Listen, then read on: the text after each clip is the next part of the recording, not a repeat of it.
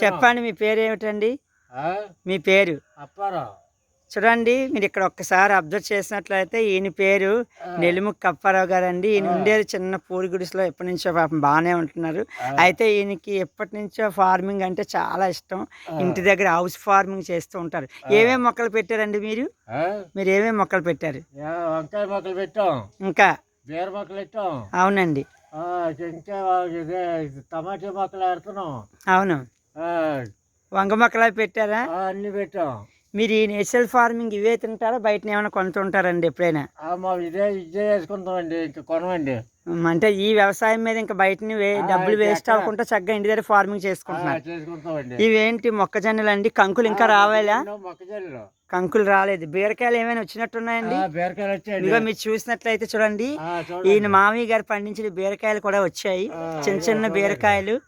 అలాగే ఈ నిజంగా చెప్పాలంటే ఇక్కడే ఉంటూ చక్కగా నీట్గా వాటికి పాడు చేసుకుంటూ వాటికి కలుపు తీస్తూ చక్కగా అవన్నీ కూడా చేస్తున్నారండి. మన నిజంగా ఇలాంటి మన చిన్న చిన్న రైతులు కూడా మనం ప్రోత్సహించాలని నేనైతే మరొకసారి తెలియజేస్తున్నాను. ఎందుకని హౌస్ ఫార్మింగ్ అనేది చాలా మంచిదే, కాకపోతే మీ ప్రొడక్ట్ కల్పిస్తున్నారండి. దీనికి ప్రొటెక్షన్ రక్షణ కల్పిస్తున్నారంటే మీకు ఆవుల నుంచి కానీ మేకల నుంచి కానీ ఇతరైన బాధలు ఏమైనా మీకు ఎదురవుతున్నాయంటే అవి మేసేయడం కానీ మొక్కల పాడు చేయడం కానీ ఏమైనా ఎదురవుతుందా? ఏమీ లేదండి. Okay okay. అన్ని మనం చెత్తపిండి అది కొడుతున్నామండి. అవునండి, అవునవును. మొక్కలకి ఏమైనా వేస్తారండి ఎదగడానికి మీరు? వేస్తామండి, యూరియా.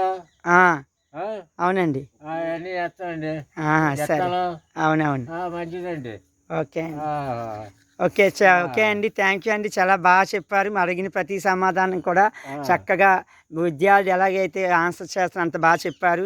మీ ఫార్మింగ్ ఎప్పుడు ఇలా ఉండాలని ఆ భూదేవి తల్లి మిమ్మల్ని ఎప్పుడు చల్లగా చూడాలని మేము ఆశిస్తున్నాం. థ్యాంక్ యూ అండి. మీ పేరు అప్పారావు గారు కదా? Once again happy thank you అండి అప్పారావు గారు for cooperation this valuable time.